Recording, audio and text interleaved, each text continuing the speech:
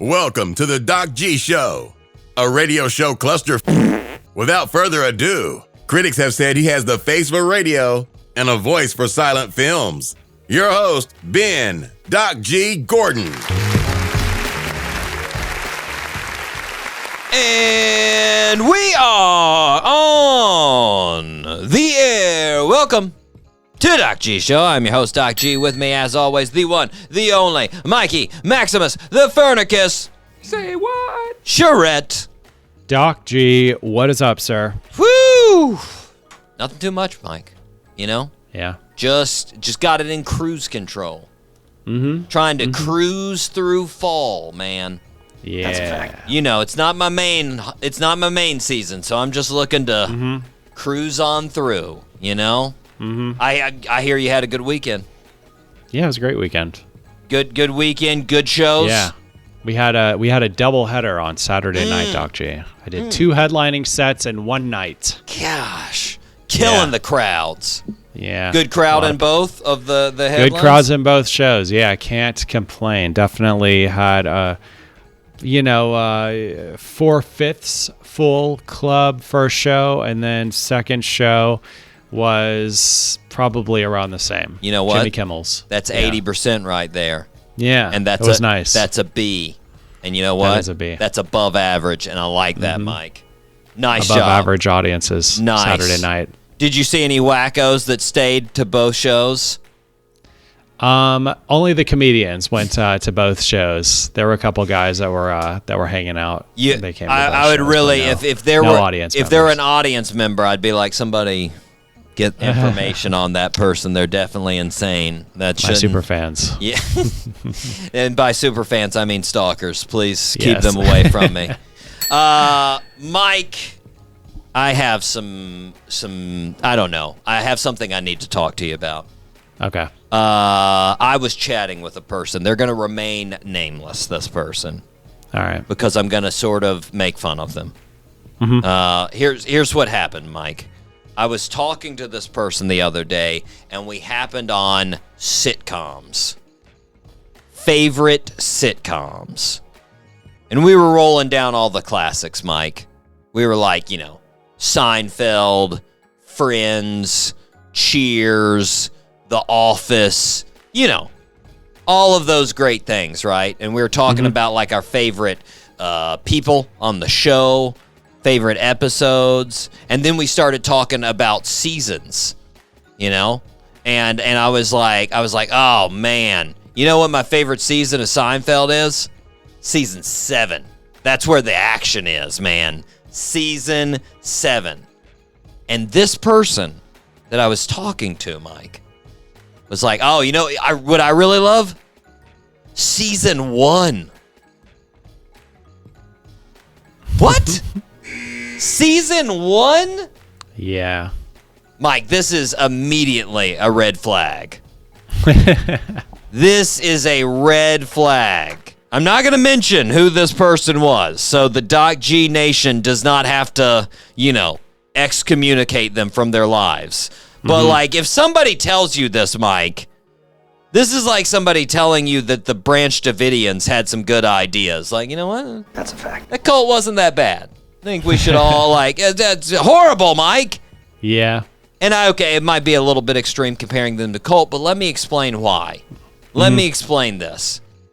If you don't understand why this is a red flag, because the first season of a show is like when you first start hanging out with a new friend. When you first start hanging out with a new friend, Mike, you're not being yourself. Neither of you are really being yourself. You're reading from scripts, and you're sort of saying what you think you should say. You're acting how you think you should act in front of that person. And every now and then there's flashes of brilliance. There's the real person that all of a sudden comes out. And those happen in a show. Every now and then you see where that actor finds the true character. And you're like, they're getting it. They get it. There it is. But it's not the best. It's not anywhere close to the best. And that's the same with the show. You watch the show, and the characters don't know what they're doing in that first season. Yeah. The writers get a couple of funny jokes, but that's about it. The actors haven't molded into the characters. They don't know how to act. Yeah. You know? Yeah. And if you can't see that in a TV character, you clearly can't see that in real life. You know? You're most likely the person that has no recognition of personal chemistry or awkward situations. You're just floating around there clueless, you know? Yeah. And with that being said, Mike, it's also a red flag if you say the last season of a show. Yeah. Last season, they're usually checked out, right? Yeah, well, the last season they're checked out. Or you're just saying your favorite thing is when all the good things come to an end. True. Yeah. Like, are you also a huge fan of breaking up with people and going to funerals? No. Mike, it's the reason the best years of life are in the middle. Yeah. No one's like, well, I really hit my peak at 5 years old. Or I really hit my peak at 85. No. No, it's somewhere in the middle, man. Mike, actually, now that I think about it, if I were hiring folks, if I actually had a position where I needed to hire folks, that would be one of my mandatory questions. I'd be like, hey, what's your favorite sitcom? And then whatever they say, I'd be like, what's your favorite season? And if they say first or last, they automatically are disqualified. I'll be like, oh, that's interesting, first season. Not hiring that person. Like, just... Yeah. But, it's too soon. But here's the thing, Mike. Here's the thing for you. Here's the thing for us, for all the listeners out there. The Doc G Show, we're in a sweet spot. Yeah. We're not brand new. We've been here 8 seasons. 8th season. That's right. Getting ready to come on 9th, everybody. Oh. Not actually. Take that back. Sorry. I can't do that. We just started on that 8th. And we're not ending anytime soon, Mike. So that last season's not coming. So guess what? Are you ready, Mike, to fire up this high quality, best of the best show? Let's fire up the show, Doc G. All 3 engines up and burning. 2, 1, 0, and lift off. Woo! Oh my gosh. My goodness. We have a tremendous show. We've got a guest here today. He is the founding member of the band Pangaea. Corey Schenck is on the show with us today. They were on a 15-year hiatus, Mike.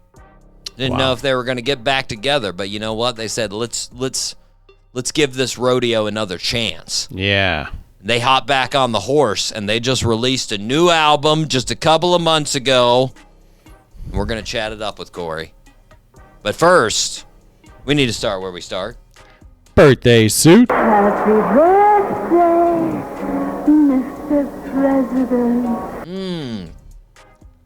Mike, I'm going to say 85% on this one. Nice. I'll take that. 85%. This is your frame of basketball when you were watching the most basketball, I feel, as a young buck. As a real young buck here. Born on September 18th, 1968 in Split, Croatia. Our birthday suit wearer grew up loving basketball and started playing professionally at 17 years old. His team winning the Euro League. Then in 1992 and 1993, he won the Italian Cup. He was drafted by the Bulls, the Chicago Bulls, in 1990, but he didn't actually start playing for the Bulls until 1993. In 1992, he played against the Dream Team with the Croatian national team. They ended up winning silver. He ended up playing 13 seasons in the NBA, playing for the Bulls from 1993 until 2000. He won 3 national championships with them. He won Sixth Man of the Year in 1996. He is in the FIBA Hall of Fame and the Naismith Hall of Fame. Name that birthday suit wearer. He wears number 7, Mike. I need initials. TK.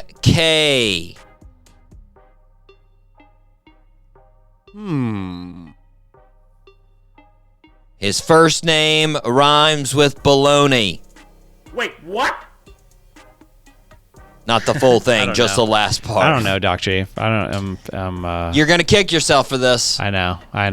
Tony Kukoc. Tony Kukoc. Tony Kukoc, man. I mean, Tony doesn't really rhyme with baloney. In a way, it does. Loney. But, Loney.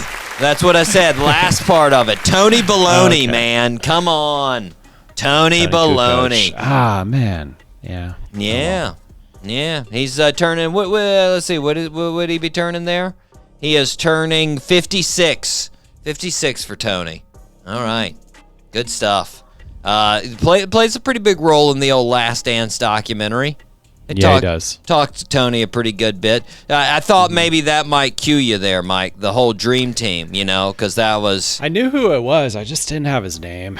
I just didn't have the name. Oh. I knew it was the young guy on the Bulls. Yeah. Couldn't. Oh, well. It's all right. It's all right. Now you'll Yeah. remember it. Now I'll remember. He's got forever. he's special assistant to Jerry Reinsdorf now, the guy that owns the Bulls and the White Sox. That guy that's really poor and is worth like $15 billion. So, Yep, that guy. yeah. Just Hopefully barely. he gets it together soon. Hopefully. I think he's also. I'm gonna. There's no need for me to do this, but I'm gonna look up how old he is right now. I'm gonna just. I want to know how old this guy is. I'm guessing 78. Let's see. Oh, I was 10 years off. 88. 88. And he's actually poor, Mike. He's $2 billion. How's he only worth $2 billion owning those two teams? Did he sell one of those? There's no way he could. I mean, that liquid assets. There's no way, man. If he owns both of those, that is way more than $2 billion. You know what I'm saying? Yeah.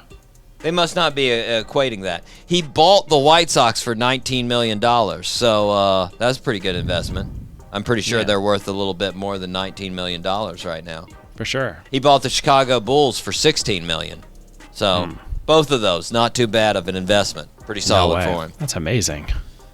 Pretty solid on the up and up. Good for you. It's not your birthday, Jerry. It's Tony's birthday. Tony Baloney. Mike, you ready to rip some headlines? Let's rip some headlines, Doc G. It's now time for Rip from the Headlines. Okay, Mike. We're going to start with a headline here from InStyle. You ever go to InStyle? No. Get your fashion cues. Come on now. Yeah. I know you got that. Is that what they got going on there? I know you got that jersey from InStyle. They told you Orlando Magic jerseys are in style. You know how I get my fashion? My fashion sense is from NBA Fashion Fits. I follow There you all go. the guys that take pictures. There of you NBA go. players. I don't actually believe that because they wear some pretty insane things, Mike. Yeah, some of the players dress normal though. That's true. Some of them, That's true. Some of the dress pretty normal. It's a wide span. You got Yeah. a lot of different people. But here's the headline from InStyle, Mike. Quote, Ashley Park almost didn't date her boyfriend because he was too sexy. End quote. Yeah. Yeah. So she's dating Paul Foreman, Mike. Don't know if you know Paul. He has a course pretty not. he's a pretty tasty dish. He's not bad looking. He's he's got good. that sort of classic dude look, classic male actor look, It's like the dark brown hair, a little bit of a swoop-de-doo going on. Got a good chest rug of hair going on, It's always good. Yeah. She said this, Mike. She said, quote, I mean, let's face it, he's eye candy. So I was like, oh my God, definitely not. I'm past that. I would never fall for someone who looks that impeccable. Word. Mike, I'm pretty positive no man in history of the world has ever said an equivalent statement about a lady. No way. That has never happened. Frank, why'd you break up with her? She's just too hot. I couldn't handle it. Had to get out of there.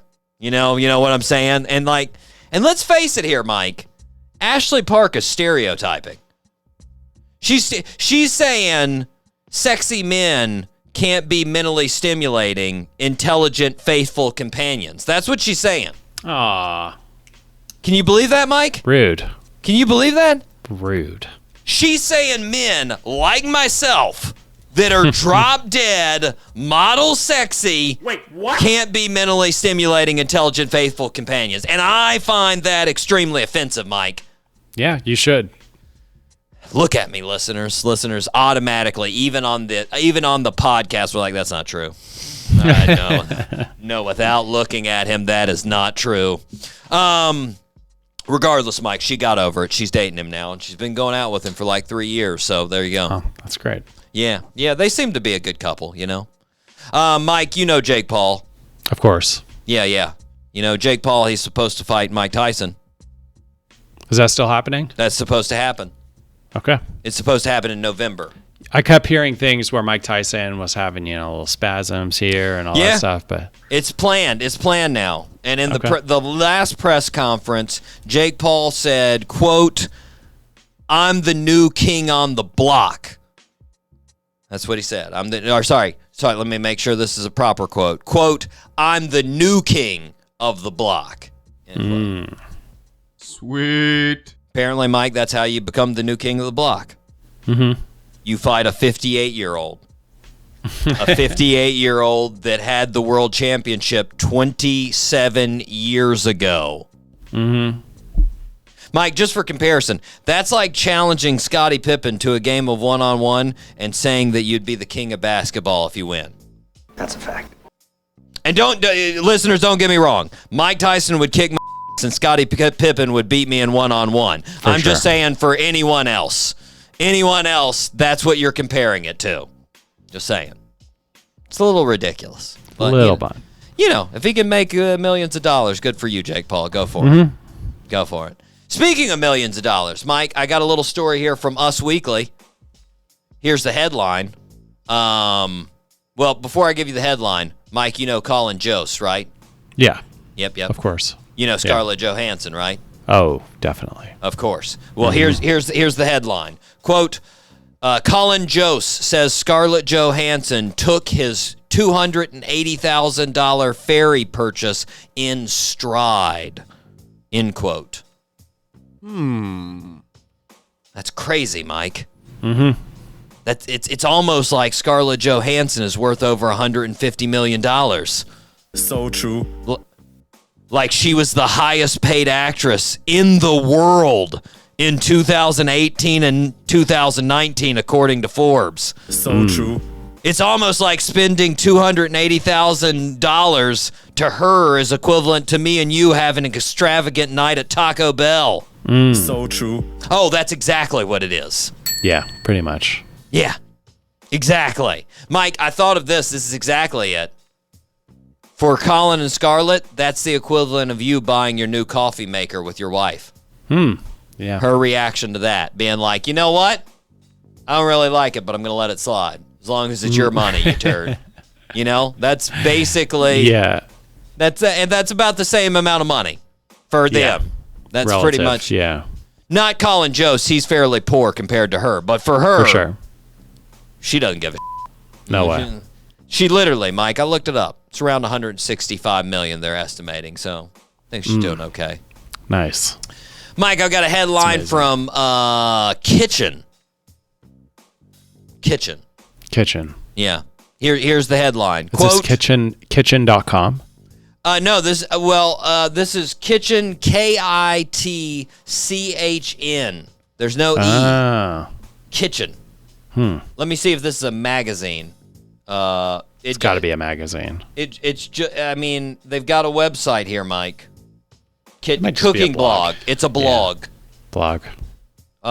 This was. They've got a Reddit. The Kitchen is a very popular cooking blog. There you go. There we go. Yeah. And they've got over three. They have over 3 million likes on TikTok. So they're getting the likes on their TikToks there too, and they got over 2 million followers on Instagram, Mike. So the Kitchen, there we go. Kitchen. So anyways, Mike, here's the headline from The Kitchen. Quote, "The secret to the best ever baked potato. Cook them like the British do." End quote.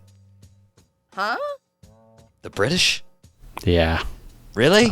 No. Isn't that like saying, want to play the best soccer ever? Play like the Americans. Wait.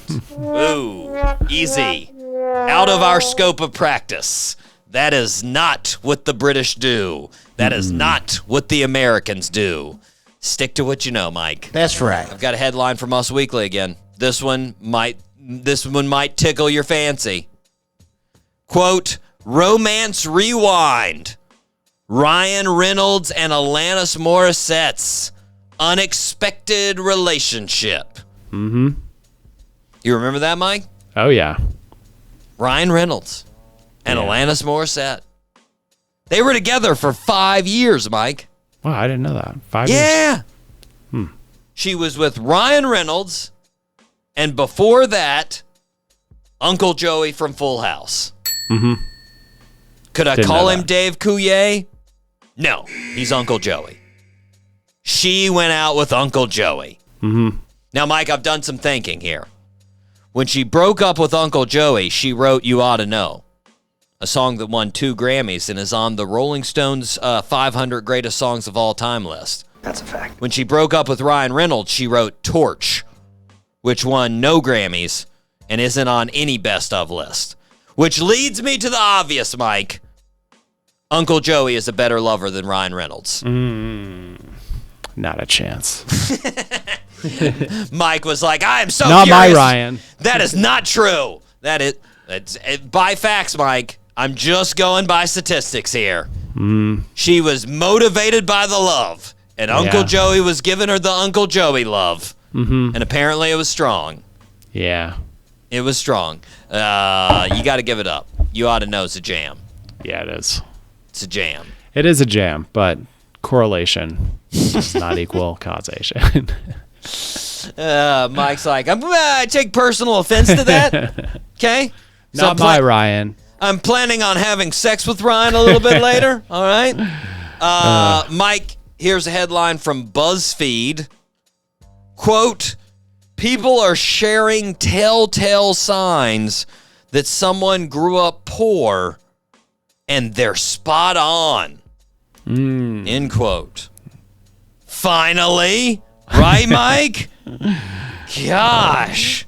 I've always wondered how I could stereotype people. That's a fact. God, based on something completely out of their control, right?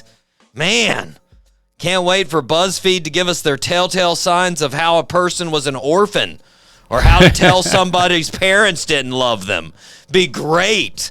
Like, what? Why do we have to know if somebody was poor, Mike? That's ridiculous, man. Get out of here. Anyways, Mike, this one was a little bit ridiculous too. I was like hoping you would share at least 2 or 3. Mike was like, "Give them to me." Come on, what are they? Next time I'm at the store, I'm gonna be like, "That person was poor. I know it. There they are." Anyways, Mike, this is a little CNN headline here. Quote, "Can you leave your estate to your pet?" End quote. Mike, I can tell you the answer to this one really can. Yes, you can. The end. But I can also ask you, can you also punch yourself in the testicles? Yes, yes, you can. These are both really dumb things you can do to yourself if you want to. So go ahead and do them. Like, who does that, Mike? Like, really? Somebody who hates their family. Hates their family? Hates everyone in the and world? everybody else, yeah. Like, you could leave that to anything. You could leave it to a library. It would be better. You could Kind of leave it. charity. You could just leave it on the steps of a building, and it would be better than leaving it to your pet. Like, at least then somebody has a great lottery of, like, finding it and be like, holy shit, did somebody just leave $1.5 million on the step? That's awesome. Like, you're just being a giant head if you leave it to your pet. Like, come on. It's outrageous, Mike. Outrageous. That should be banned. Yeah. Banned. Yeah. Mike, I got another one. I got another one from Kitchen. They had a lot of hot takes here this week. So here we go. Here's a headline from The Kitchen. Quote, "We asked 3 chefs to name the best frozen chicken nuggets, and they all said the same thing." Mike, I gotta ask, are there a lot of chefs out there incorporating frozen nugs into their cooking? Yeah. Like, it doesn't seem like something they'd be accurate on, you know? I feel like if they're doing this article true justice, they should actually get a true frozen nugget expert. This article should be, quote, "We asked 3 college stoners to name the best frozen chicken nuggets." Then I would trust it. I'd be, oh, this is going to be, it's going to be spot on. These are going to be good. Yeah, what was These it? are going to be good. Mike, you want to know the real Dino answer, Bites. what they had? Dino Bites. Apparently they said, I call bull, Mike. I think they're just going on nostalgia. That's what I think. Yeah. But, you know, whatever. They're chefs. Apparently they know what they're doing. So there you go. Mike, we are going to take a break. We are going to be right back. But first, we are going to hear from our guest. This is Pangaea right here on the Doc G Show.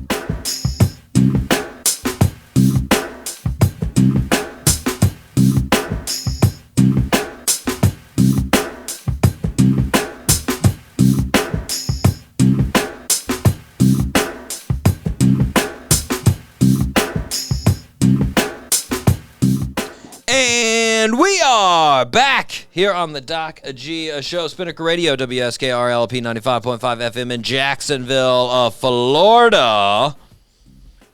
Mike, what do listeners need to do? Well, Doc G, if the listeners feel like the show is a positive way to waste their time, they should please subscribe to the show. We are everywhere. We're on YouTube. We're on Spotify. We're on SoundCloud. We're on Apple Podcast. Please subscribe. And it's a cost-effective way to support the show. And also, if the listeners are feeling extra generous, they should leave us a 5-star review. That'd be really nice. Mike, we got a 5-star this week. Yes. So that was pretty great. Really, really buoyed my spirits. Cool. You know, I will also say our best performing video this week was us talking about Taco Bell. Awesome. Yeah, As it should have been. That got the likes, got up there in the likes, thousands of views. Cool. Lots of people out there liking vintage Taco Bell. Mm-hmm. I like to think that it was me bringing up the BLT taco. It was just all BLT taco fans. They were like, finally, somebody is speaking my language. Oh, BLT tacos. Did you make any, Mike? You said you were going to. I didn't. You know what? I got I'm going to, though. I got to get some bacon. I gotta get some bacon, and I gotta get some. I've already got my eggs, but I gotta make some bad omelets, man. That's what I gotta do. Yeah. But that has nothing to do with. It's an art form, though. Oh, I can make some omelets, Mike. Yeah. You don't even know. That is in my wheelhouse. Yeah. Like comedy is in yours, sir. Yeah. Okay, I can do it. Nice. Anywho, Mike, we need the people that have hung in there for the last minute listening to us talk about Taco Bell and omelets. We need to thank the regulars. So here we go. Shout out to Noka, Minnesota, Ashburn. That was too early. I'm going to start from the beginning. Here we go. Shout out to Noka, Minnesota, Ashburn, Virginia, Piracai, Brazil, San Diego, California, Dublin, Ireland, Bordeaux, Oregon, Genoa, Italy, Richmond, Texas, Barcelona, Spain, Winfield, West Virginia. I couldn't hold it together. You started losing it when I said, I forget which one it was, Boardman, Oregon, or something, that it just sort of mumbled out. Hilarious. Okay. Sorry. All right. Sorry. Okay, here we go. One more time. Here we go. Shout out to Noka, Minnesota, Ashburn, Virginia, Piracai, Brazil, San Diego, California, Dublin, Ireland, Portland, Oregon, Genoa, Italy, Richard, Texas, Barcelona, Spain, Winfield, West Virginia, Biloxi, Mississippi, Tulsa, Oklahoma, Peoria, Illinois, Katy, Texas, Toms River, New Jersey, Olive Branch, Mississippi, Asheville, North Carolina, Los Angeles, California, Spartanburg, South Carolina, Ashton, oh, come on. Athens, Georgia, Baton Rouge, Louisiana, Chicago, Illinois, Boynton, Virginia, Fort Lauderdale, Florida, Columbus, Ohio, Jacksonville, Florida, Columbia, South Carolina, Radford, Virginia, Gainesville, Florida, and Frankfurt, Germany. There we go. There we go. Oh, my God. I knew it was a really bad choice, Mike, to start switching up the order. This has just thrown me into a tailspin. I just can't do it. And by the way, I think I missed like 2 in the middle there. I think I skipped from Winfield, West Virginia to Tulsa, I think. I don't know. I missed some in there. I got drunk in the middle of the list. It was bad. Anyways, Mike, here's the 4-star listens. Quote. What? Quote. What? Now I'm just completely off. Completely off.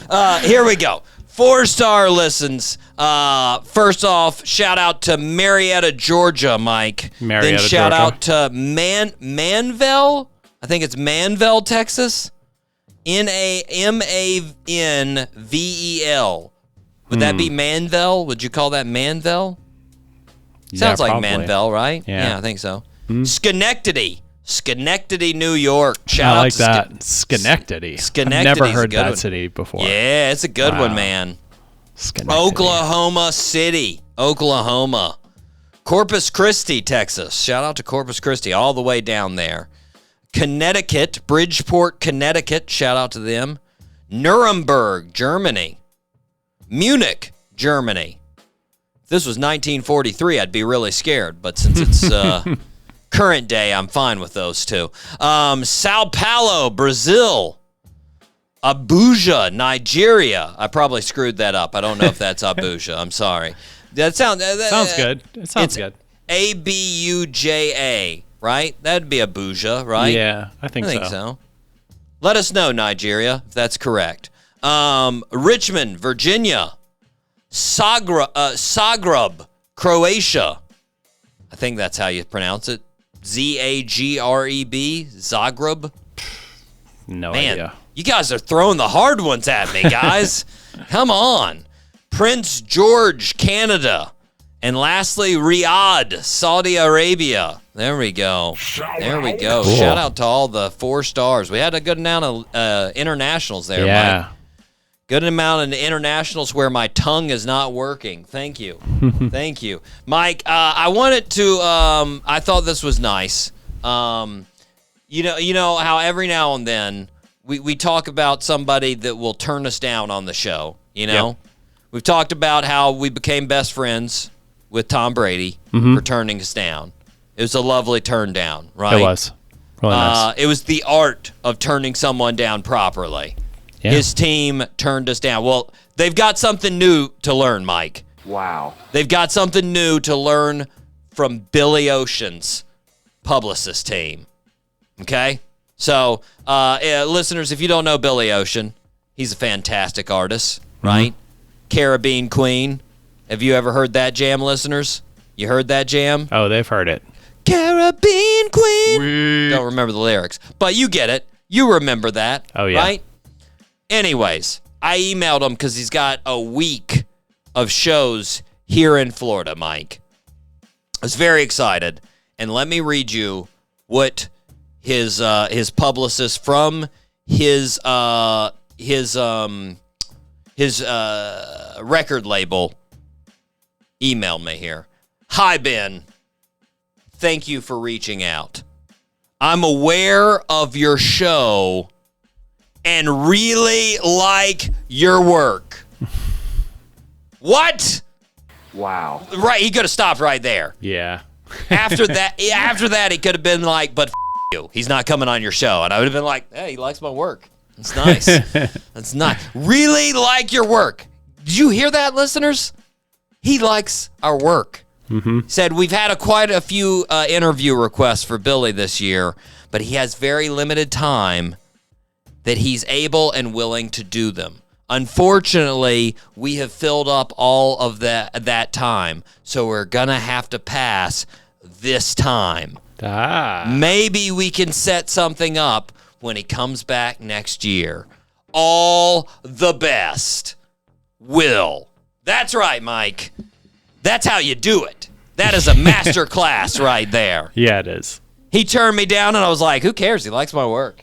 Yeah. It's nice. I don't care. Billy Ocean doesn't have to come on the show. Will likes my work. Who cares? Will can come on the show. Yeah, Will, if you're interested, you can come on the show. You can talk about how to master email writing. Yeah. Well, I have to turn down 100 dumb a day, and this is how you do it. Right? He does it well, Mike. He does it well. Thank you. Thank you, Will. Thank you, Will. Thank you. Mike, we are going to be right back. We are going to take a break. But first, we are going to hear one more time from our guest. This is Pangaea, and we will be right back with Corey Schenck from Pangaea right here on the Doc G Show.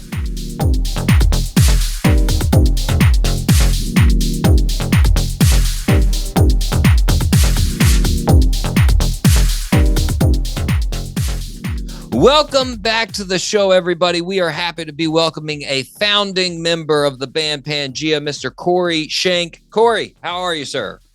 I'm doing great, Ben. How are you doing?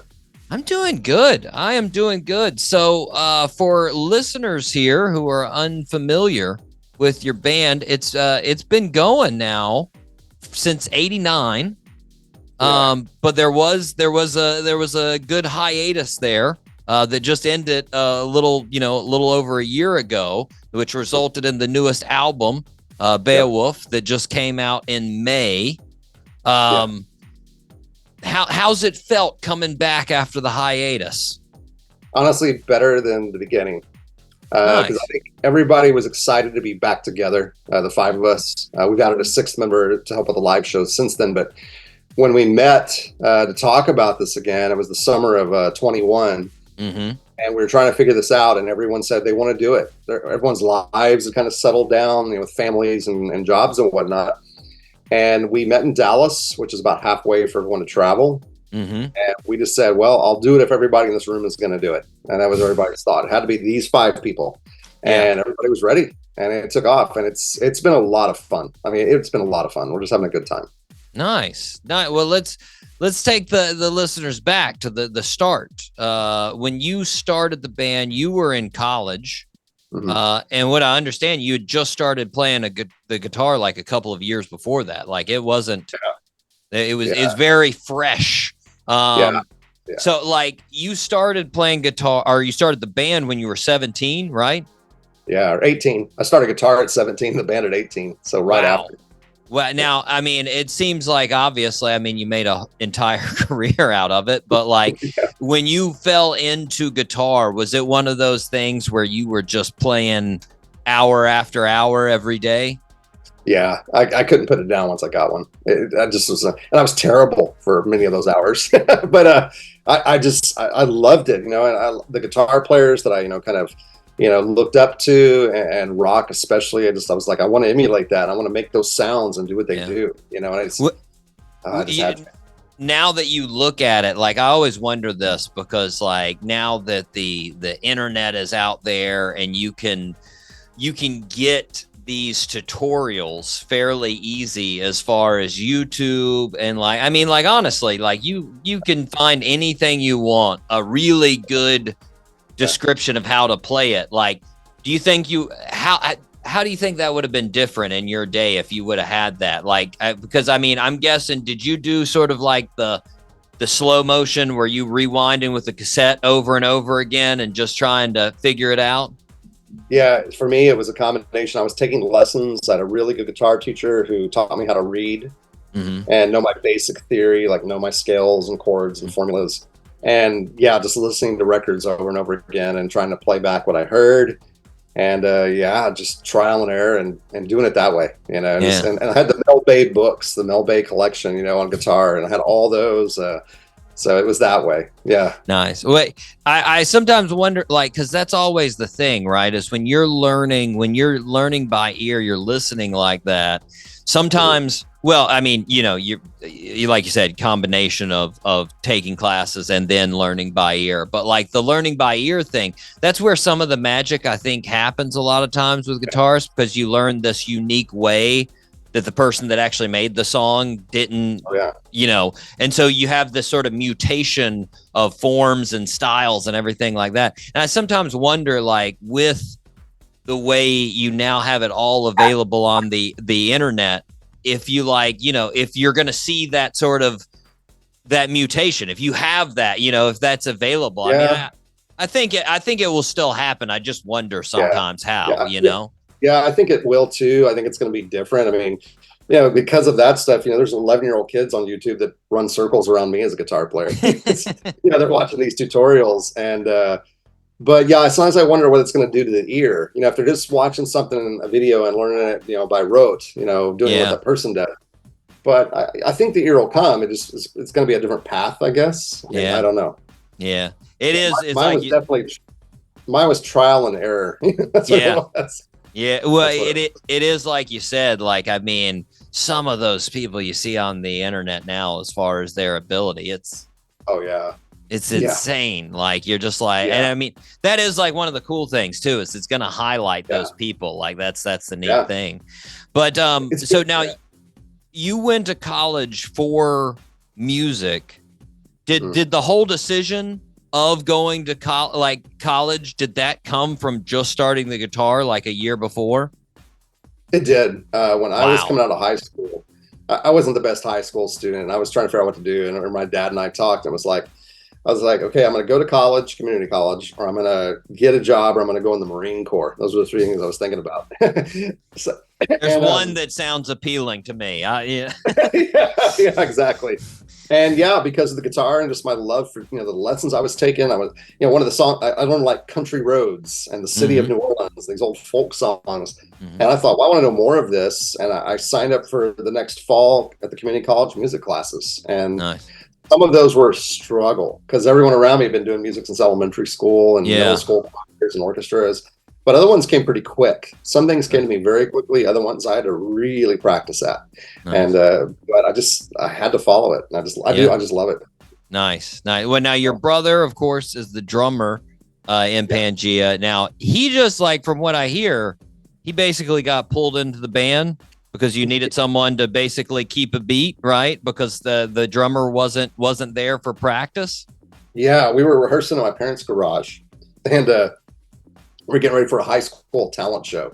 And it was a 5-piece band. The drummer wasn't there, and he'd already missed a couple times before because he had a job at a restaurant or something. And we were trying to work, and the bass player Chris said, "Go get your little brother just to come out here and tell him to keep a boom tap beat for us." So okay, so I go, "Andy, get out here." Of course, Andy, God, he must have been 14 at the time or 13. And he comes out and just sat down and just did it, and he's pretty much been on the drum throne since. So I mean, he's been the drummer since then. Yeah. Well, was he a bit of the same way as you, like on guitar, as far as once you got him out there, was it just sort of like fixated on it? He was, yeah. I think we both had, I think, an innate ability. I'm not saying we were the Van Halens or anything, but we had this music ability, and we had to refine it and work at it. But the thing was, we both had the passion for it. I mean, right away, it was just, he was like, very quickly after he got a cheap little drum kit he had to buy, and have his own, not borrow one. And so, we both kind of the same attraction to it, and it affected us the same way. Yeah, I definitely say that a lot of times. Like, that's the thing. It's like, a lot of times that passion, if you like it enough, then you'll be able to practice it all the time, and it doesn't feel like work, and the talent will come from that practice, Oh, yeah. Well, so when you guys started gigs back in '89, you're playing basically like all covers. Yeah. How fun though were those first gigs? Like, once you actually got on stage, was it addictive? Oh yeah, it was, and it was a blast. And it was a lot of the same guys now, and we were doing all kinds of covers from the '60s, '70s, and '80s, and we loved it. And then suddenly I'd write an original, or somebody else would bring one in, and we put one in the middle of that set. We had 4 hours of cover songs, I believe, at one point.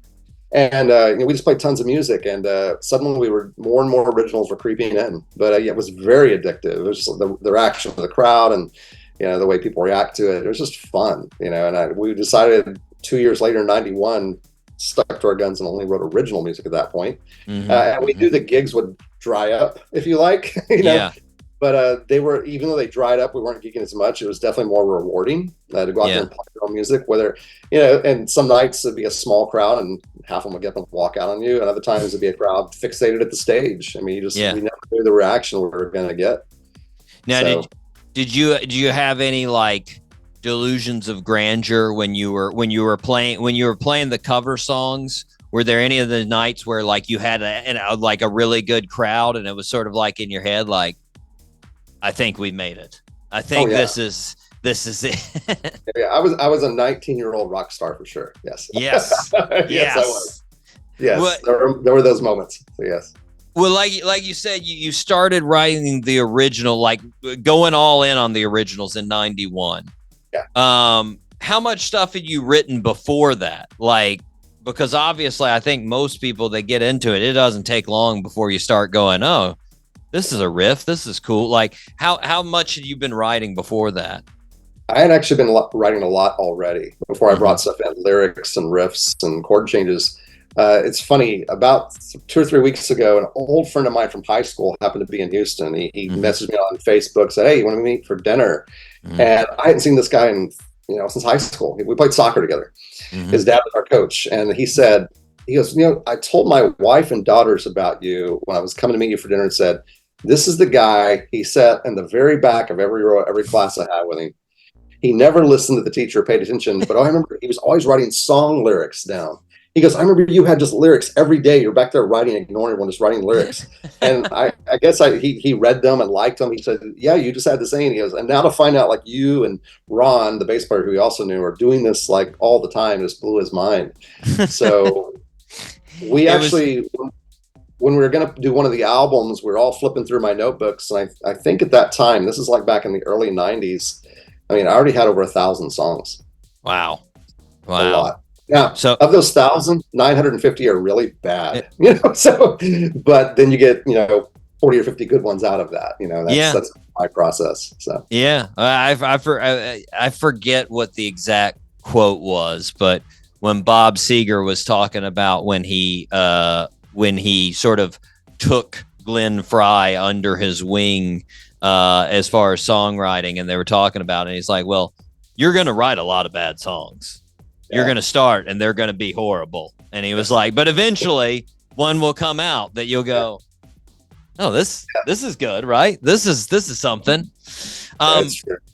Well, now, as far as what you wrote, like, as far as what sort of put you over that, what do you remember sort of that moment where it was like, all right, I'm going to bring this to the guys. I'm going to bring this to the band.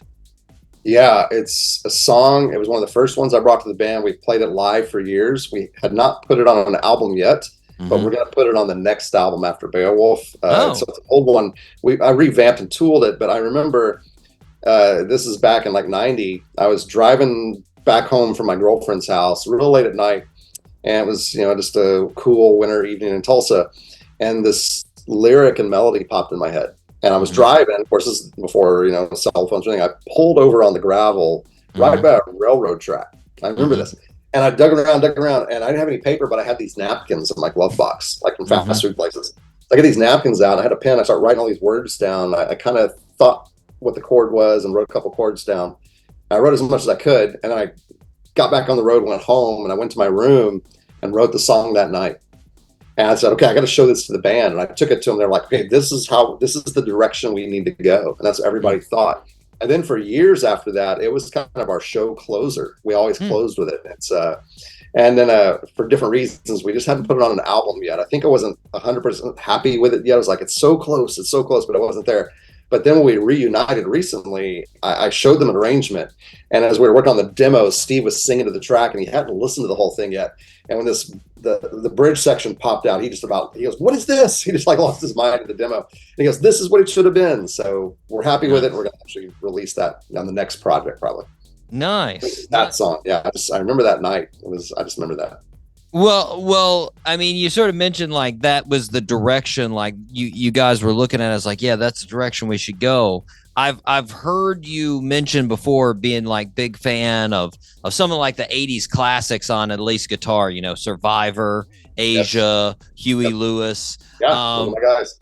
Now when you started doing your own songs, did that bleed in a lot? Was there some like derivative stuff that you were like, I can't use that. That's too much. That's too much like them. A lot of what I call my bad ones were copies of those guys, you know, and other artists I like, and bad versions, you know. But I was like, but that's how I was learning was like, okay, if I was writing a song like that, what would it come out like, you know? Mm-hmm. And then it started to grow into something more original, where you can hear my inspirations, but it's not just a copy, you know. Yeah. So it was that way for sure. And then with the band, you know, when I say our direction, it's really, we just want anyone in the band to bring in their songs, and we're all going to put our stamp in there and our ingredients. And we don't really think it has to be a certain style. You know, I mean, we have a big variety of music, you know. Yeah. It's just, you know, we like a good song, whichever direction the song goes. If it's extremely progressive and far out and atonal, or is it almost a pop song? And we're fine with any of that. If it's a good song and we have fun playing it, we're going to play that song, you know. And so it's all grown out of that. I think that's, I mean, to me, obviously that's the best. Like, it's so weird to me that like most people have that taste in music. You know, most people have that wide variety. There's not a lot of people you find, at least I find that person weird that's like, oh, I just listen to this. That's it. Right. And you're like, really? Okay. Yeah. Like, because, you know, I one day I'll like pop, one day I'll want to listen to country, one day I'll want to listen to rock, you know. And so, but then the thing is like, then I feel like bands sometimes get judged more, or it's like, I guess it's more of an industry thing of them to get placed when you have such different sounding songs, you know. Right. Like it's like a hit against you as a band, because like people are like, oh, what do I label them as? I guess we'll just say rock in general. I don't know. Like, so it's a weird combination, but it is. I definitely would I would definitely like to follow the, if it's a good song, let's play it mentality. That's how we feel. Yeah, we work on it. If I bring in a bad song, they'll tell me. Yeah, they'll laugh at me or say, "No, this ain't working. We're just not going to do it." You know. And then maybe a year or two later, I'll bring an idea from that they forgot about, and they go, well, "That's kind of cool." And I go, well, "That came from that song you hated a year ago." You know, so that's happened too. You know, I tricked you. This was the same song. Yeah. But, you know, we judge each other, but everyone brings in music, and if it's a good idea, and especially if the songwriter is already passionate about it, even if it's rough, the other guys, myself, and everyone else were like, okay, let's try and make this work for him. Yeah. Dig in and make it work. Other times, you know, Steve will bring in a song that's pretty much finished, and we just have to add our technique to it, but it's a fun song. We all do that too. I think that's what makes it work. Now, I'm guessing there's some... I'm guessing there's been some songs from everybody that it's like it's like something they really believe in. So it's one that it's just like they sort of keep on bringing back. Like, okay, how about this? How about this now? Yeah, definitely. Yeah, I mean, I'm that way too. You know, and you bring it in. Maybe they aren't liking it at first. So you kind of go rework it again and bring it and trying to get a reaction. You know, and we all do that. Yeah. But it's got to be a unanimous decision once it's put on the album. Yeah. You know, and sometimes actually we'll have a song that we think is maybe working, and we don't know we play it live. You know, we get in front of an audience, and we're like on stage, and we're going, it's not quite working here yet. It needs something different in the bridge, or the chorus isn't working right at all. So sometimes a song that we played in, you know, shows for months changes by the time we record it. You know, So that'll happen sometimes too. Well, I've noticed, like, you know, on the newest album, I heard you talking about this as far as Beowulf, like especially the song, like playing it in concert right now in a gig is basically impossible. Did you have songs like that from the start, like the album in '91? Were there songs that you were like, I don't know how we're gonna do this live? A few, but most of them no. But once in a while we have one. It's like, man, this would be really hard to pull off, But it's very rare. I mean, maybe 1 out of 20 or 30. I mean, most of them we can do live because we did them live to make them work before we did the studio in most cases. Yeah. Occasionally there is a studio creation that's like, okay, it's great. Kind of like the Beatles were for a while. It's like, okay, this is great, but you can't do it now. So yeah. But it's on tape, or on. So every now and then you have that drive that it's like, okay, this is just a studio creation. This is just yeah. Well, now the first album, like I said, it came out in '91, and it seems like a little bit like you said. I mean, after you mentioned your notebooks, like it sort of seemed like the dam broke as far as writing those songs. Like you had a lot to work with after that first album. Yeah, we did, and everybody was bringing music in. I mean, Steve, the singer, my brother Andy, they write a lot. Ron and Daryl both write. Mm-hmm. So I always like it when more of them are bringing songs in. Yeah. If someone's maybe having a dry spell, it's good we have multiple songwriters in the band. Oh, for sure. So everybody can bring ideas in. Now, do you think this is always one of those, like, do you think you can tell? Like, would a person be able to tell whose song it originally was? Or is it like a goal of Pangaea to say, no, we're going to make this into a Pangaea song where you can't tell who came up with this originally? Oh, that's a tough one. I don't think we've thought of that out front. I mean, we all definitely, I think any song comes in definitely sounds like Pangaea. Yeah. It's us performing, it's our sounds, and it's our arrangements. I mean, there might be, if you had a diehard fan out there who really listens to our music, he might go, "That's a Steve song, it's a Corey song, yeah, that's an Andy song." They might know. For example, the Beowulf song "Wasape" on the record, or these, there's certain songs that are very drum oriented, very percussion, very tribal. That's an Andy song. I'd say you could pick those out pretty quick, but the other ones might be tougher. If you see the writer's name on the recording or the liner. Yeah.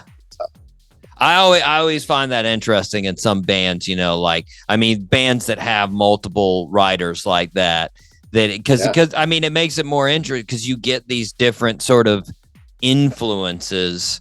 And so there are those stylisms and the things that you'll see that are a little bit different from each person. So, but then, like you said, as long as the band's doing its job, then everybody else puts their feel on it and you get that unique sound. Exactly. So in '96, the Rite of Passage album, it's the first album you do with Robert Berry, which obviously was a good match because you've been working with him ever since. Now, did he reach out to you to work on that album, or did you reach out to him? So we had this fan in Tulsa who used to come to all of our shows, and he was kind of he knew all the prog world people. He would call John Wetner, Chris Squire on the phone and talk to him. I don't know how he did this, but he would. And Robert was one of these people he was following around. Yeah. And he sent Robert a 4-song EP called Liquid Placidity we had done in '95 with a guy in Oklahoma. And it was one of our best products at the time. And he sent that to Robert and said, "Hey, check out these guys that are friends of mine." And we were at home one day when Robert called us on the phone. And I think it was just me and my brother. And he said, "This is Robert Berry, this is Corey and Andy." And we talked, and he said, I heard your EP. And he goes, "I hear some good stuff in there. I think we could do something." And he proposed, because we had gone through a bad financial meltdown in Nashville just half a year before. We were pretty bad on money at this point.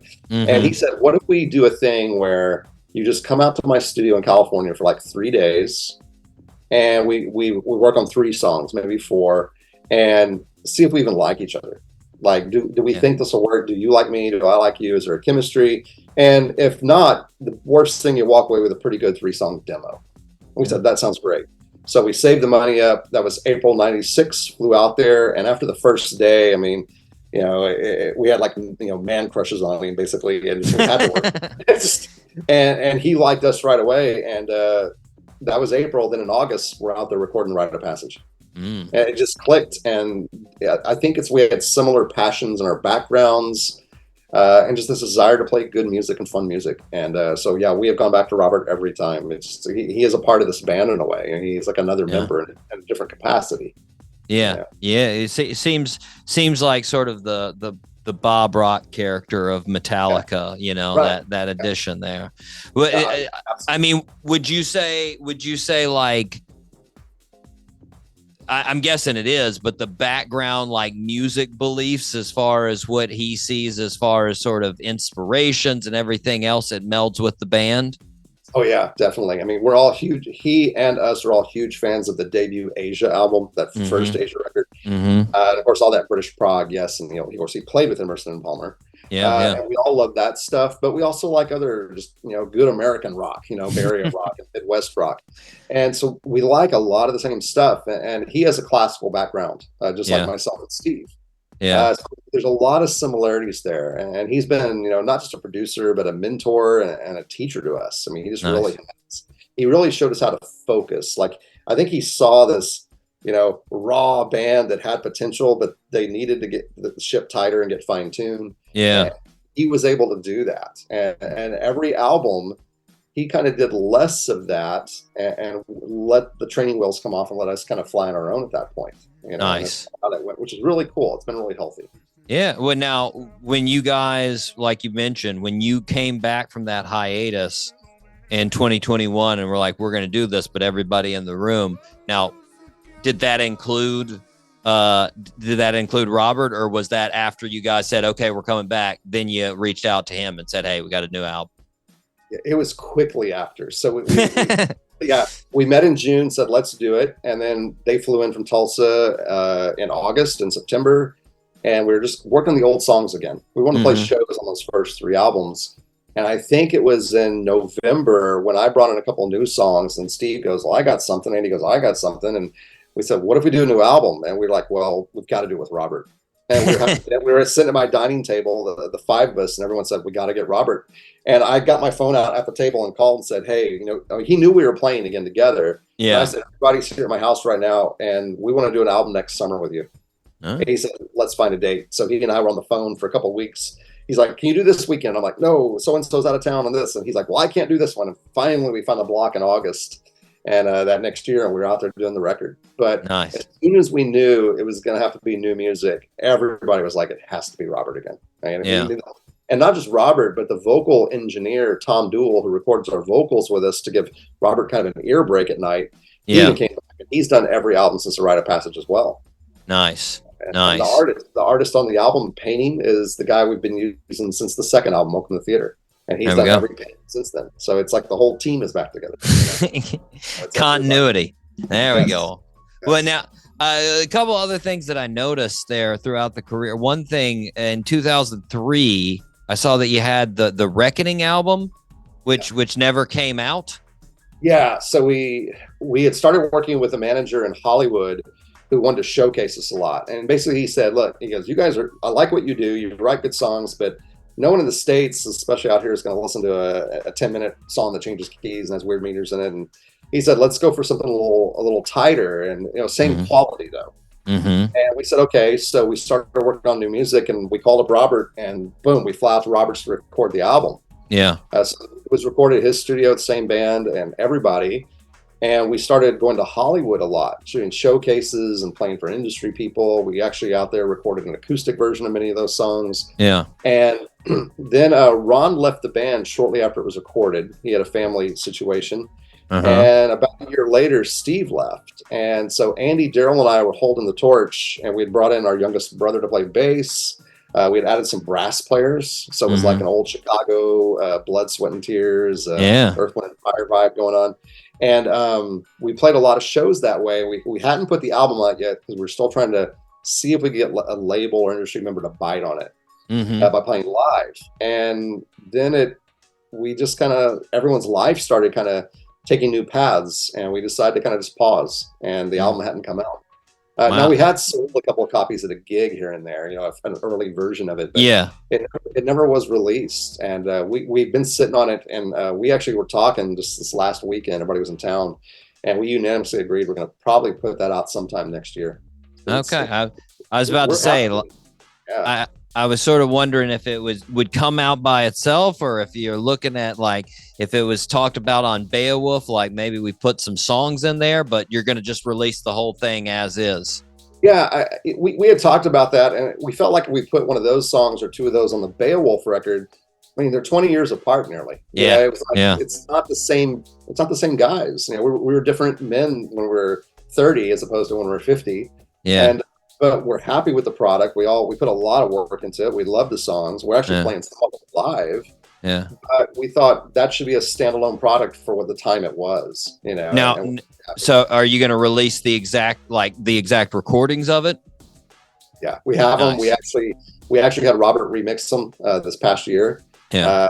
And we've mastered them, so we're just waiting at this point, you know. Nice. So we're pretty much ready to go. And the album cover is even by the same German artist Ronner. He even did the album cover for it. So it's like it's everything again, you know. So it reminds me a little bit like we had Perpetual Groove on the show, and you know their album they re-released their debut album, but they had a couple of tracks they never put on it.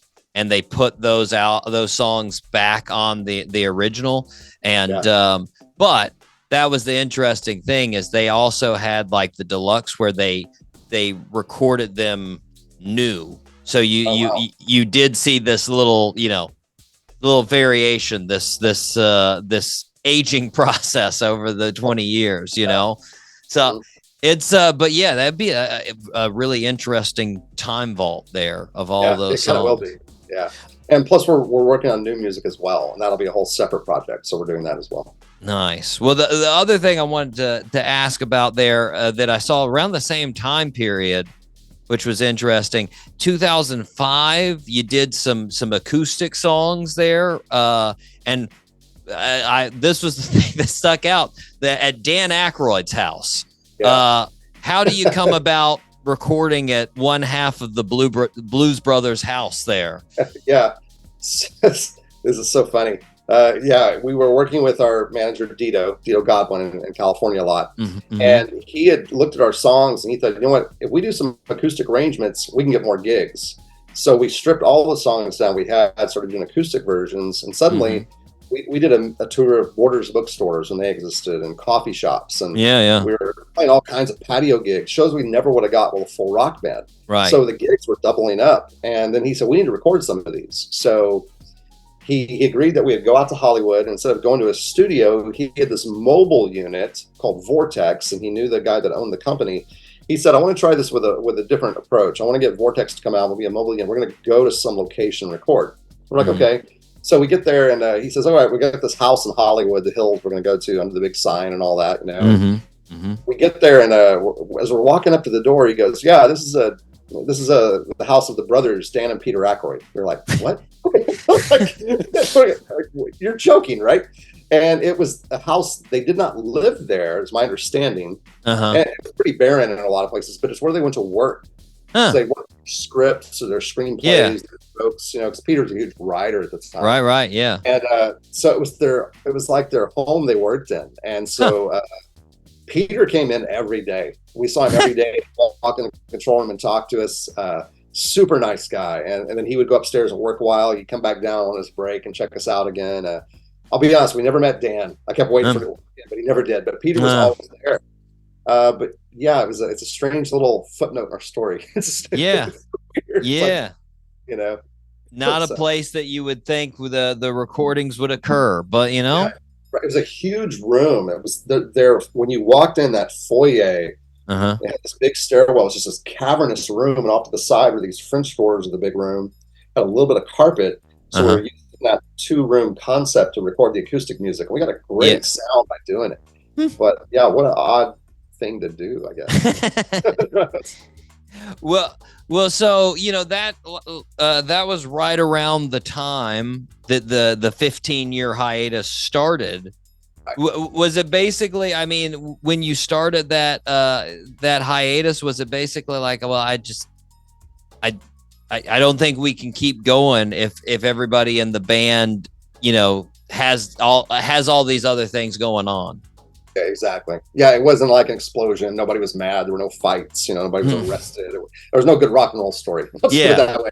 it was basically, like I said, Ron had already gone, and then Steve left, and the other three of us were like, well, you know, these things are coming up, and I need to take care of these things, and we just kind of, you know, separated. But we always stayed in touch because we're good friends. We'd always talk once in a while, email or a phone call, a text. But musically, it had kind of come to a stopping point, I guess, or a pause point. You know, we came back. But when you came back, what was like? What was the stimulus? What was the thing that, like, I mean, I know you, like you said, you noticed, like, were you the first that brought it up to everybody else, or who was the first to really say, like, let's get this thing going?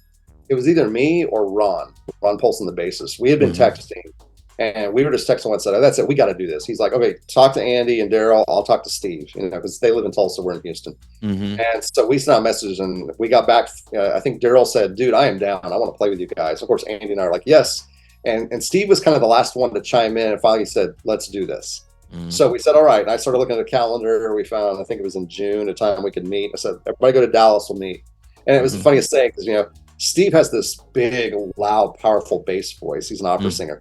Daryl, Andy, and I, and a friend of ours, Mark, who's going to take photos, were standing on the sidewalk outside the hotel because they said, hey, we're almost there. Stand outside. We can see you. It's downtown Dallas. Yeah. The four of us are outside. All of a sudden, this convertible comes around the corner, and we can hear Steve laughing 2 blocks away nearly. And we play, there's Steve, you know, and they pull up, and Ron's got this grin on his face. And it was just this cool moment, like, oh, we're back together, you know. Nice. And so it was great. You know, it was just like, wow, everybody's the same pretty much, you know. Felt right. Yeah, a little more gray, but, you know, it was pretty much the same. Same band, just a little grayer, you know. Tends to happen. To happen. Well, now, like, so once, like, when you guys decided to get together, you said, you know, this was for performances, right? At first. Yeah, just to play the old music again. Yeah. How long did it take before that Beowulf project started to develop? Wow. So that would be like from June. We met in August to play. I think it was November. And I said, I got these 2 new songs. And everybody said, let's hear them. They're like, okay, let's do more music. It was pretty quick. Just a few months. Just a few months. So would you say it's on the new album? Would you say it's a even distribution as far as people's songs, as far as the contribution there? It is. It's pretty balanced. I mean, I think I'm looking at one, like 3 or 4 were mine. Steve brought in 2, Andy had 2, and then we, you know, and other guys would put in more weight to one or the other, which is pretty normal. Over the history, I've probably written the most, but sometimes other guys bring in a lot of songs, and I'm totally willing to give them up, you know, the space, but it was pretty good balance. Yeah. Nice. Now, once you actually, like, got to the recording process of these songs, what was it fairly the same like as 15 years prior? Yeah. Ron looked at Robert. He walked in and just hugged him. And he said, man, it's like I just saw you yesterday. You know, it was the weirdest thing. You know, it had been 15 plus years. And it was just there again.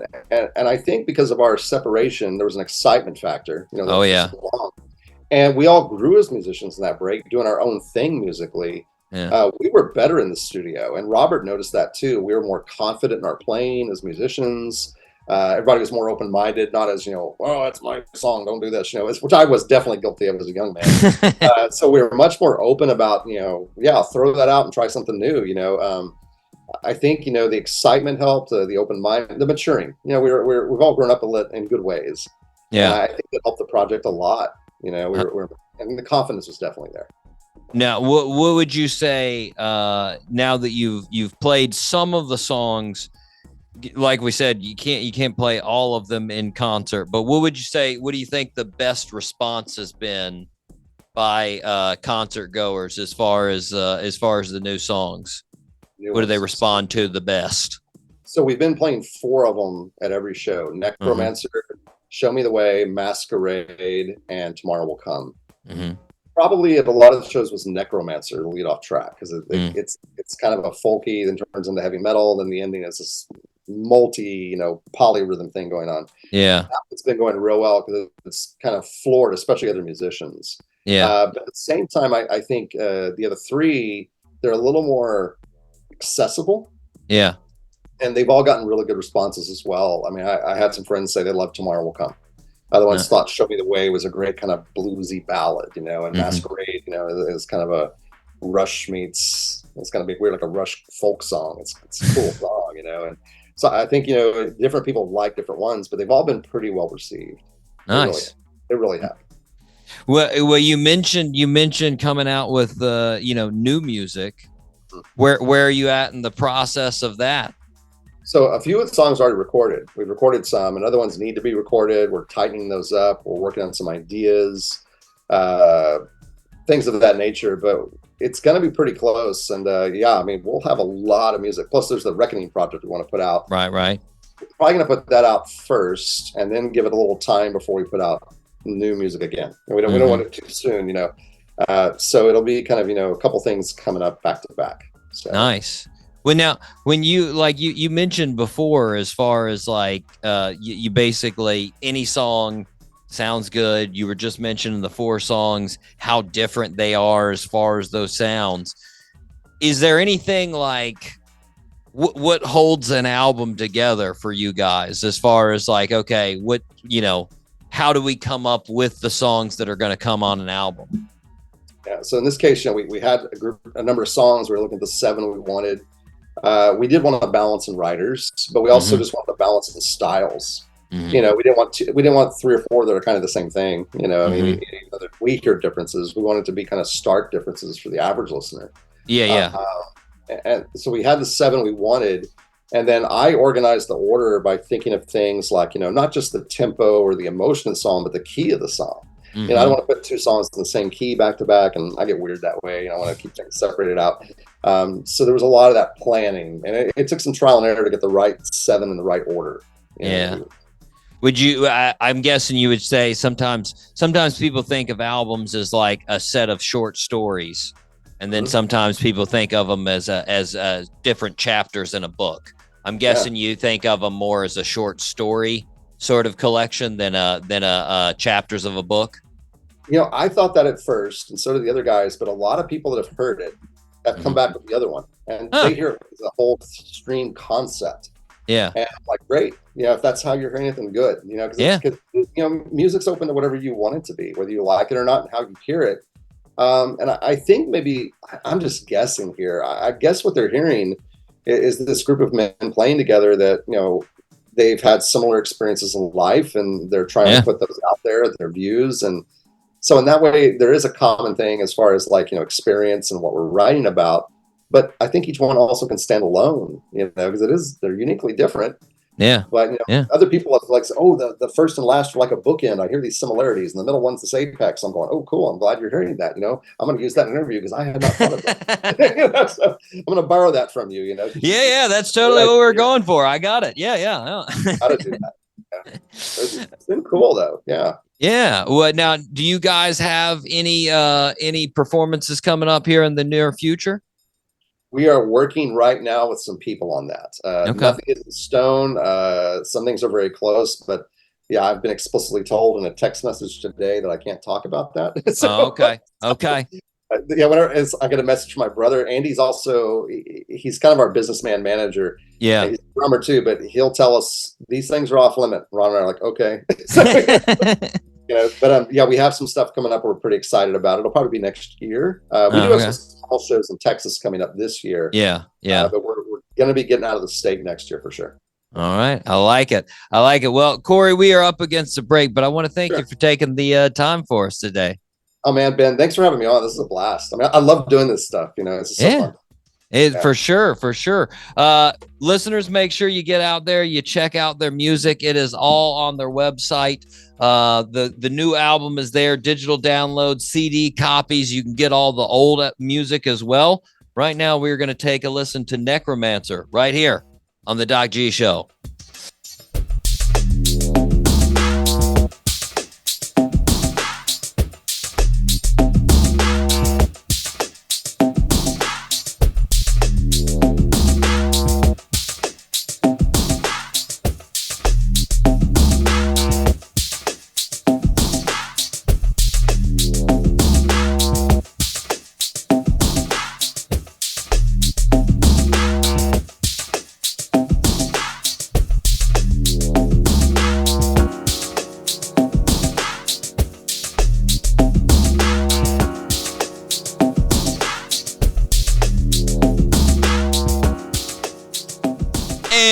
And we are back here on the Doc G Show, Spinnaker Radio, WSKRLP 95.5 FM in Jacksonville, Florida.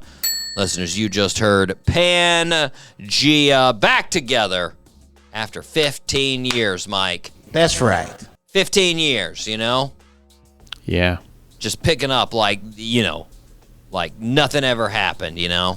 Yeah, it's great. I love to see it. You know, Oasis getting back together. That's it. It's kind of cool. That's it. Get a little... Seems to be a season. Put a little money in their pocket, you know? Although Yeah, I don't know if exactly. you saw... This was also, you know, before we went to the interview, I had the little Billy Ocean thing there. Yeah. Now, another person that I reached out to that we almost had on the show, we were looking to schedule, Mike. Who do you think this was? It was Jane's Addiction. Yeah, they're not doing great. No. With the reunion. No, that's why I brought it up. I was like, I saw Yeah. that and I was like, oh my God, how crazy would it have been if we would have had them on the show and then they got in a fight? Yeah. Oh man. Or I was like, maybe I could have like, you know, I could have done some kind of like therapy on the show and they never would have gotten a fight, you know? If they would have came on the show, they could have avoided all of that, and they'd still be a happy band right now, you know. But we were close. We were going to schedule it. Their publicist was looking for times. He could have been me, but he said he was looking for times. So you know, it's a shame. You know. Well, and did they actually fight on stage? they did. They threw a punch, man. They threw a Oh, punch. wow. The lead singer tried to hit Dave Navarro, and I think he ended up hitting Dave Navarro's guitar instead of actually hitting him. And then the roadies pulled him apart. Yeah, it apparently got real rough. And you're like, how'd it get rough, man? You guys haven't been together in so long. You let those tensions boil up in that amount of time? Like, that's crazy. Yeah, they know that right where to trigger you, I Exactly. guess. They picked up right where they left off. That stinks, Yeah. man. Yeah. That did not happen with Pangaea. There, as he said in the interview, there was no bad blood. There was no rock and roll things like that. It was just they had other things going on in their life. So you know what? Yeah. That's a lot better situation. I got a top 3 idea. Yeah? Best. Top 3 bands that broke up that should get back together. I think, no, we don't even have to do back together. Let's just go top 3 bands that had well, I guess that'd be so many of them, though. Because, I mean, basically... Like all bands. I was about to say, basically all of them except for the Rolling Stones, pretty much. Top 3 bands that got back together. Do we after breaking do we up. want to do top 3 bands that got back together, or top 3 like reunions, just like the reunion itself? Top 3 reunions. Okay. Yeah, I like that. Yeah. Because, like, let's be honest, sometimes the reunions are just sad, you know? Yeah. Like, I mean, it's nice to see them get back together, but you're like, they ain't what they used to be. Nope. That is not what I remember, you know? So, but okay, top 3 reunions. I like that one. Yeah, let's do that. But Okay, speaking cool. of which, Mike, thanks to Pangaea for coming on the show. Really appreciate it. Fantastic band. Get out there. Check out their music. But we need to move on, Mike, to the fastest growing segment in the world. Mike C, top 3. That is correct. Now, Mike, this is sort of a progression of a topic that we had a little bit back in the day, which would be the top 3 jerseys. But then we realized, I told you, Mike, I'm going to be honest, I did a job on it. I didn't do my research. And you were like, yeah, there's too many jerseys. And I was like, there is too many jerseys. So you said, let's just do NBA jerseys. So we did NBA jerseys. Now, Mike, first let me say, I looked at a lot of top NBA jersey lists online, and most of them have Lakers and Celtics as number 1 and number 2. And I say that's some dumb right there, Mike. Yeah. Not my number 1 or 2. Well, they don't understand what the list is, or at least they should explain what the list is, because we are saying these are the coolest jerseys. Yes. What design colors look the coolest to us? Yeah. And I guarantee you plain green is not cool to anyone.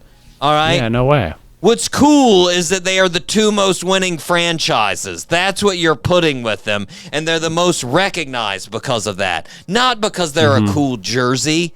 Like that, don't put your top 75 jerseys and then just make it a who's the most winning franchise. That's dumb. Okay? Doesn't make any sense. And that was like 5 different lists I saw, Mike. It was very annoying. Yeah. So anyways, Mike, do you have honorable mentions? Yes, I do. I have several. Me too. So let's go ahead. We're going to list some. We'll just alternate back and forth. Okay. Okay, my first honorable mention I have, Statement Edition Brooklyn Nets jerseys. They're the gray ones. They got Brooklyn sort of in like graffiti style writing across it. Those are sick. Oh, that's a good one. That's a good one. I think they came out in 2018 from what I saw. I think that was the year they came out. Really enjoyed those. Those are nice. That's if Brooklyn was a better team, I feel like they'd be way more popular. But they still were good jerseys. Plus they're repping Brooklyn, so that's strong. Yeah. All right, Mike, what's your first honorable mention? Miami Heat blackout jerseys. Not bad. The all black. Yeah. Yeah, those are sick. Back to Black, I think is what they called them. Yeah. Was the other name? Yeah. Yeah, I enjoyed those. I like a black on black. That's always a good look. Cool. Especially with that team. Well, so a little intimidating when you got 3 of the best players in the NBA, Yeah. Next on my list, Milwaukee Bucks Statement Edition. It's the one where they just had the big deer on the front with like the like insane eyes, like the demon eyes basically. This was 2018. This was, pure Giannis was at his peak level. They looked he looked like the Buck looked like a demon figure. I liked it. It looked serious. It was nice. Interesting. Yeah, it was a good one. All right, next honorable mention, Mike. 2016 Christmas jerseys. Pretty much the whole collection. They were all nice. Was that the ones with like the little like sort of snowflakey things on them and whatnot? Yeah, it was like written with like a Christmas. Like a Christmas, text yeah. I remember those. Yeah, those were nice. That was when LeBron and the Warriors played each other. That was that was way better than the goofy T-shirt ones they had on Christmas. Yeah, those were weird. I didn't like those. Nobody was a huge fan of the T-shirt look. Especially the players. The players were not a fan of the T-shirts at all. Yeah, I remember. Well, I mean, Jesus, when you got big old man shoulders like he has, you don't need a shirt restraining you. Yeah. It's weird. My next on my honorable mention. Timberwolves Purple Rain jerseys to honor Prince. They're just. I'm a fan of purple, Mike. I like the Timberwolves, like sort of text font. It's a solid one. It's a real solid one. Plus, I just like the name, Purple Rain jerseys. It's a good name, They're a solid jersey. Oh, yeah, those are sick. Okay. Next honorable mention, Mike. Got another one? I do. 90s Phoenix Suns jerseys, the purple one specifically. Yeah. The Barkley, those are sick. Those are good. They're very 90s. They just give you a very 90s feel. I like them. They are very 90s, yeah. I like them. Mike, you're wearing my next honorable mention, Orlando Magic Road Blacks. There it is. Yep.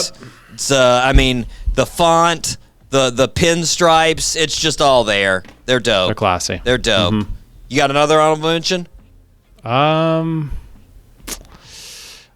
Not really. I mean, I'll say the Lakers. If I'm going to give Lakers a mention at all, I'll say their black jerseys are also pretty cool. Okay. The black Lakers jerseys, the new ones. Okay. Those are nice. Okay. Yeah, nice.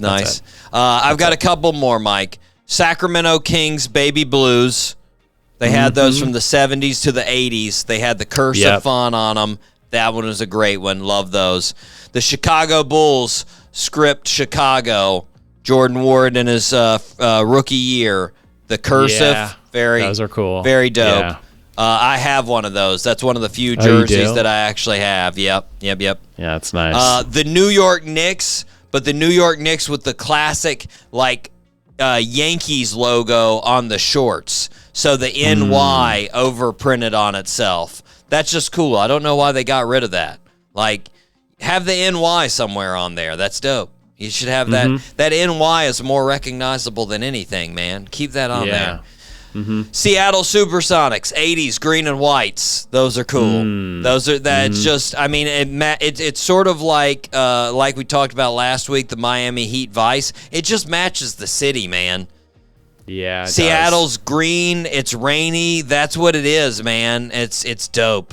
And then lastly, on the honorable mentions, Charlotte Hornet, teal pinstripes. Those were dope. Good colors.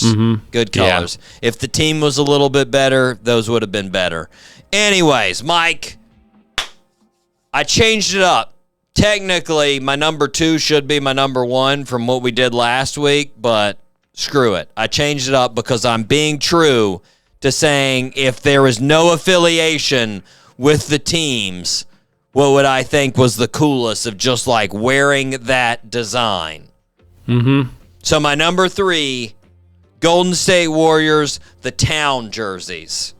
Yeah, those are sick. The black ones. The black ones with the tree of life on them, man. Yeah. Love those. They're like not like a dark black either. They're like a light black. Like a matte faded black. Yeah. Yeah. Those are sick. With the yellow outlines. Big fan of those. Good pick on that, yeah. Okay, your number 3, Mike. My number 3, honorable mention, 90s Orlando Magic. Nice. I like the white. I like the blue. I like the black. I like them all. Yeah. I definitely would say the black one is the black jersey is probably my favorite, but it was tough. I almost went with the electric blue as far as the honorable mention because the electric blue's hot, man.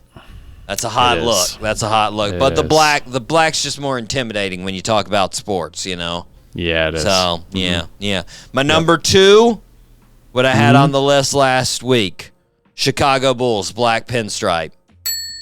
But because like you got to give it up because it's black. Obviously I love black, and that black is red pinstripes. Like it's not white. It's red pinstripes. So I mean, there's a little bit extra to it, and it was just unique. It's bold statement, man. It's dope. I love them. Yeah, it is. I love them. It is a nice one. Yep. Your number 2, Mike.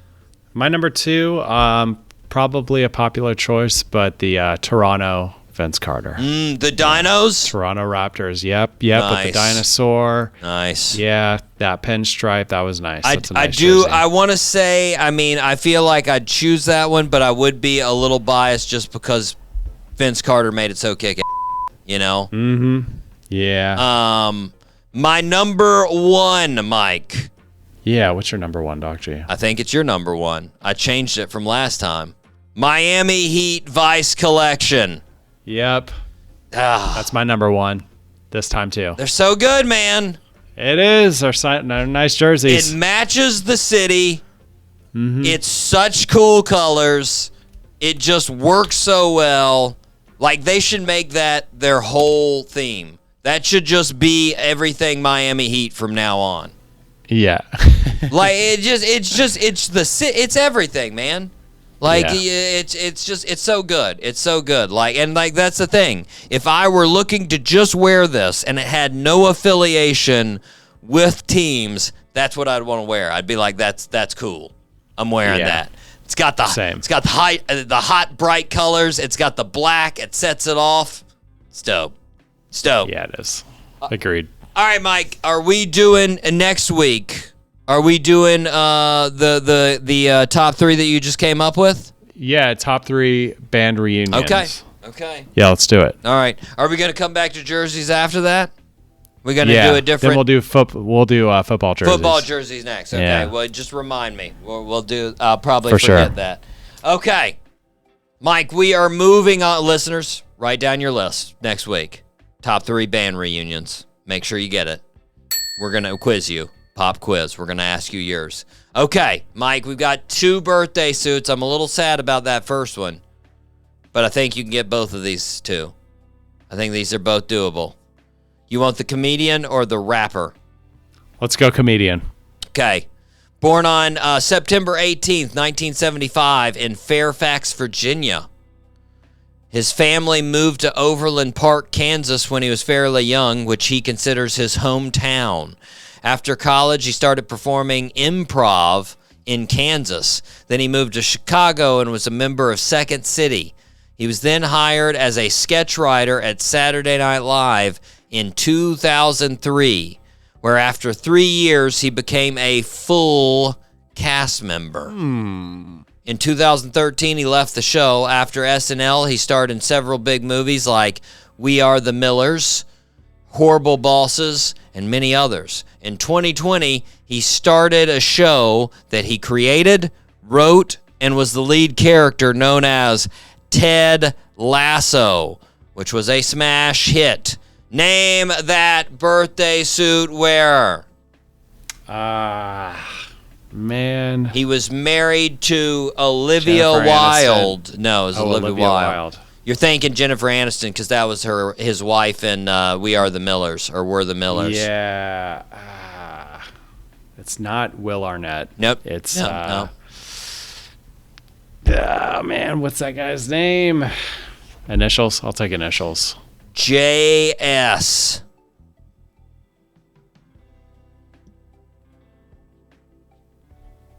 I don't know, Doc G. This is killing me, man. This is such a bad day. JS. Yeah, I don't know. Jason Sudeikis. There it is. I'm gonna give you a quarter. You still got Sudeikis. That's the harder part, anyways. I'm gonna give you a quarter, Mike. Give you a quarter. Jason Sudeikis. I always forget that guy's name. He's so good, man. He was a Swiss Army knife on Saturday Night Live. And I'll tell you one of the best things, I was going to say probably the best thing he was underrated at, but I don't think he was underrated at it. But playing the straight man. He was such a good straight man in so many of those sketches. He just plays that guy so well, of the guy that's just like, what? Yeah, that's right. Yeah, and some kind of crazy going on behind him, and there's no reaction. So good at that person. He played so many different straight man characters. Like, if they needed a middle-aged white dude, Jason Sudeikis was the guy they were going to, man. Oh, man. Good stuff. And he played college basketball. Did you know that? No. Yeah. I didn't know that. Small school. Played a community. I mean, it was like a community college, but he still played college basketball. There you go. Cool. Like, got a scholarship for it, apparently. I don't know. There you go. Anywho, happy birthday to Jason Sudeikis turning 50. There we go. Turning 50. No, sorry. Can't add. 49. Turning 49. Still one more year in the 40s, Jason. Live it up. Oh, and other weird, crazy side note, Mike. Guess who his uncle is? You won't guess it. I'll just give it to you. There's no way you would guess it. It's a weird thing. I mentioned it earlier. Cheers. His uncle is Norm Peterson from Cheers. George Wendt is the actual guy that played it, but one of the guys that was always at the bar in Cheers. Which one? The male guy? No, the other guy that always sat beside the male guy. Yeah. Like the older guy? It was the guy with curly hair that was sort of overweight. Yeah. Yeah. Okay. Norm. Yeah. Okay. Yeah, I know what you're talking about. Wild. Yeah. I was like, what? That's crazy. I've never heard him say he gave him some, ends to the business or anything. I know one time they did, they had the SNL sketch back in the day with Chris Farley where they had the Chicago guys, the Bears, those guys. And George Wendt was actually part of that. I know they redid that with Jason Sudeikis just a couple of years ago where Jason Sudeikis was part of the crew there. But anyways, got really sidetracked. Happy birthday to Jason Sudeikis. Mike, here we go. Born on September 18th, 1974 in Detroit, Michigan. Our birthday suit wearer moved to New Mexico when he was young. Then in his late teens, he moved to California.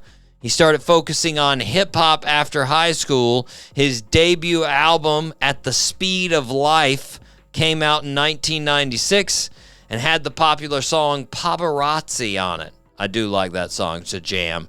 It's not a super popular one, but it made some waves. In 1999, he appeared on Dr. Dre's album 2001 on 3 different songs. His third album was the most popular, titled X, which sold over 2 million albums. While his music became more popular, he also started acting, appearing in movies like The Wash. Then in 2004, he appeared on what he's probably most well known for, and still seen sometimes in memes from this. He was the host of Pimp My Ride on MTV. Since then, he has released one more album and appeared in several movies. Name that birthday suit wearer. Ah, come on, man. Pimp My Ride. Who was that guy? Mike, you are failing pop culture today. I'm sorry. Yeah, It's just one name. Ice Cube? No, it it's wasn't one Ice Cube. name. It wasn't. Exhibit. There it is. There it is. Nicely done, Mike. Nicely done. 1.25 today. There you go. Woohoo! It's all right, Mike. We'll get back to it. Jason Sudeikis. Come on, guys. Tony Kukoc. Tony Kukoc. These are some rough ones. These are going to bother me for the next 2 days. They're going to haunt you. You're going to wake up in the middle of the night and be like, "Oh, Tony Kukoc!" I can't handle it, you guys. It's fine, Mike. You'll come back strong on September 25th. I feel it. All right. But until then, guys, we got to wrap it up. I have been your host, Doc G. With me, as always, the one, the only, Mikey Maximus, the Furnicus, Charette. Always a pleasure, Doc G. Thank you so much for having me. Of course. And until next week, zip it up and zip it out. Zippity-doo-dah.